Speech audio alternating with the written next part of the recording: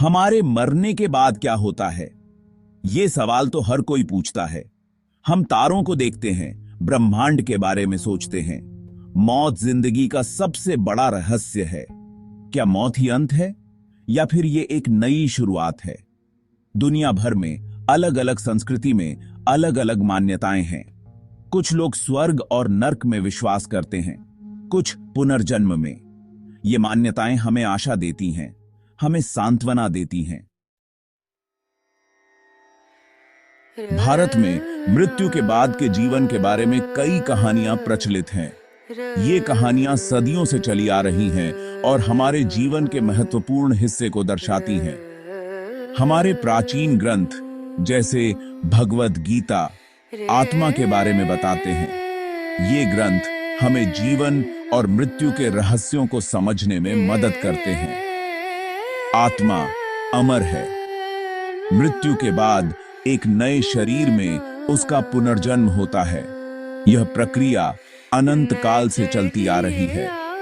जन्म, मृत्यु और पुनर्जन्म के इस चक्र को संसार कहते हैं। यह चक्र निरंतर चलता रहता है और जीवन को एक नई दिशा देता है। इस यात्रा में कर्म की अहम भूमिका होती है। हमारे कर्म हमारे जीवन की दिशा तय करते हैं। इस जीवन में हमारे कर्म हमारे अगले जीवन को प्रभावित करते हैं। अच्छे कर्म हमें बेहतर पुनर्जन्म दिलाते हैं। अच्छे कर्म बेहतर पुनर्जन्म देते हैं। यह हमारे जीवन को सुखमय बनाते हैं। बुरे कर्म दुख देते हैं। यह हमारे जीवन में कष्ट और पीड़ा लाते हैं। हमारा अंतिम लक्ष्य इस चक्र से मुक्ति पाना है। यह मुक्ति हमें शांति और आनंद की ओर ले जाती है। इस मुक्ति को मोक्ष कहा जाता है। मोक्ष प्राप्ति ही जीवन का अंतिम उद्देश्य है। भारतीय मान्यताएं समृद्ध और विविध हैं। ये मान्यताएं सदियों से चली आ रही हैं और हर पीढ़ी में नई परंपराओं के साथ विकसित होती रही हैं। लेकिन दूसरी संस्कृतियों में भी मृत्यु के बारे में दिलचस्प विचार हैं। हर संस्कृति का अपना अनूठा दृष्टिकोण और परंपराएं हैं जो जीवन और मृत्यु को समझने में मदद करती हैं। मिस्रवासी शरीर को मम्मी बनाने में विश्वास करते थे।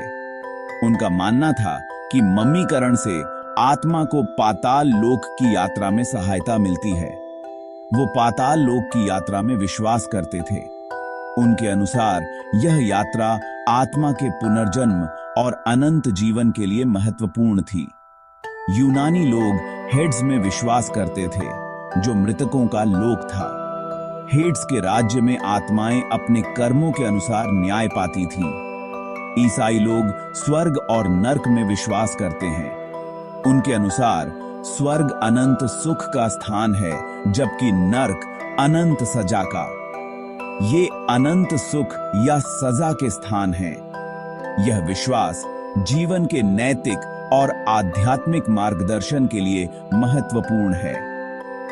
ये विविध मान्यताएं हमें एक बात बताती हैं। हर संस्कृति में मृत्यु के बाद के जीवन का रहस्य और आकर्षण बना हुआ है। मृत्यु के बाद का जीवन एक रहस्य है जो आज भी हमें आकर्षित करता है।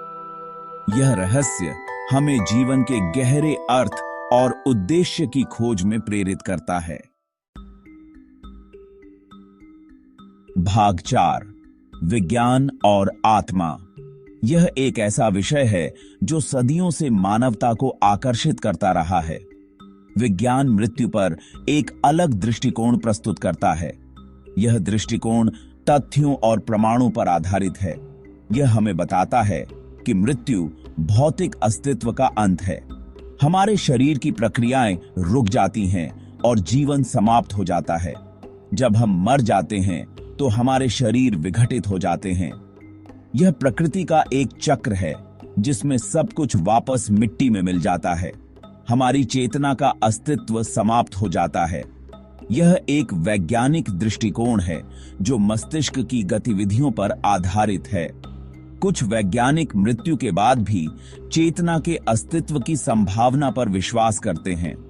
वे मानते हैं कि चेतना एक ऊर्जा हो सकती है जो शरीर के बाद भी बनी रहती है। हालांकि यह अभी भी बहस और शोध का विषय है। इस पर कोई ठोस प्रमाण नहीं है और वैज्ञानिक समुदाय में इस पर मतभेद हैं। विज्ञान आत्मा या चेतना के रहस्यों को पूरी तरह से नहीं समझा सकता है। यह एक ऐसा क्षेत्र है जहां विज्ञान और आध्यात्मिकता का मिलन होता है। मृत्यु के बाद क्या होता है, यह प्रश्न अनुत्तरित रहता है। यह एक रहस्य है जो शायद कभी पूरी तरह से सुलझ नहीं पाएगा। भाग 5। एक स्थायी प्रश्न। मृत्यु के बाद का जीवन हर किसी के लिए एक रहस्य।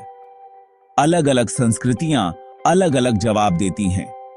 कुछ को प्राचीन कहानियों में सुकून मिलता है, दूसरे उत्तर के लिए विज्ञान की ओर देखते हैं। सच्चाई मायावी बनी हुई है, शायद मंजिल से ज्यादा जरूरी सफर है। आप क्या मानते हैं?